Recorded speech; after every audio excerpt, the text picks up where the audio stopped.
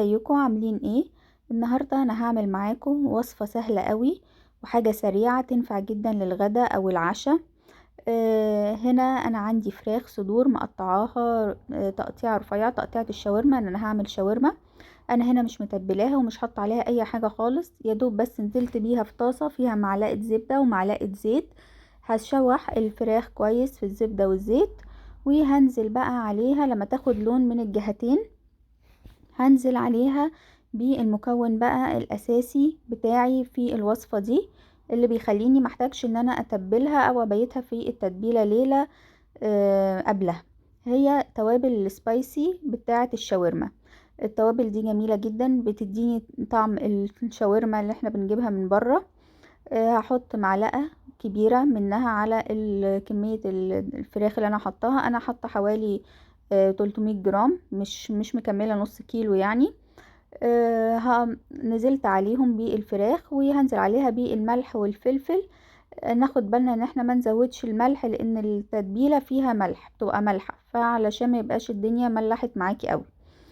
انا هقلبهم بقى كويس قوي مع بعض مع التوابل مع الفراخ، وهنزل بربع كوبايه ميه علشان اتاكد من سوى الفراخ مش اكتر. هسيبها بقى الفراخ تستوي وتشرب المية بتاعتها. هنا انا كنت مقطعة الخضار. نزلت على الخضار برضو برشة من توابل السبايسي، حاجة خفيفة جدا بس تاخد طعم هي كمان من التوابل. هنزل بعد ما الفراخ شربت المية بتاعتها واخدت كمان لون حلو معايا، هبدأ انزل بقى بالخضار بتاعي. اول حاجة بنزل بيها هي البصل.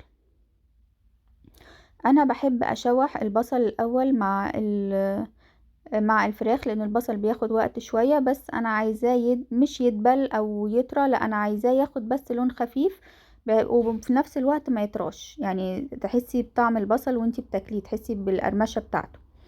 فهقلبه كويس مع الفراخ. هنا انا البصل دبل معايا او اتقلب، اخد من لون الصوص بتاع الفراخ. هنزل بقى بباقي الخضار، الطماطم والفلفل الاخضر. انا حطيت طماطم وفلفل اخضر، وبرده هديله تشويحة بسيطة مع البصل والفراخ بتاعتي، مش كتير يعني، لان انا عايزة الخضار نحس بطعمه في الاكل، مش عايزاه يدبل. وفي الاخر خالص هدي للوصفة بتاعتي للشاورما رشة من البقدونس، مش اكتر من كده. بس هي كده الاكلة جاهزة خلاص. انا هعملها سندوتشات، فانا بحب قوي لما اعمل الشاورما اعملها سندوتشات بالعيش الشامي. طبعا حلو قوي ان احنا نعملها كمان بالعيش السوري، هتبقى رائعة. بس انا بستخدم العيش الشامي وبحط العيش على الشاورما نفسها، عشان العيش كمان ياخد من طعم الصوص والفراخ، هيبقى كأنك جايباه من بره بالظبط. والوصفة دي سهلة قوي وسريعة، ما وقفناش كتير في المطبخ، ما احتاجناش قبلها ان احنا نحضر تتبيلة. هنا انا بحط الاول صوص طحينة. لو تحبوا انزل لكم طريقتي في صوص الطحينة اكتبولي في الكومنتات.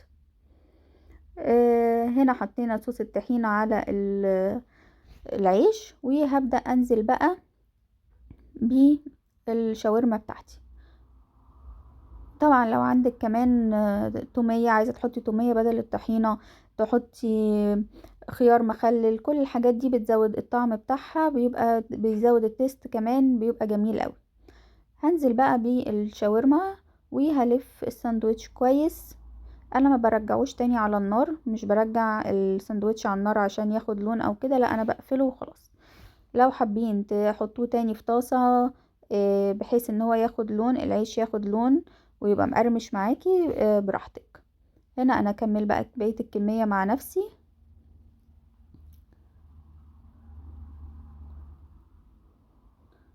وكانت الكمية دي عملت لي 4 سندوتشات.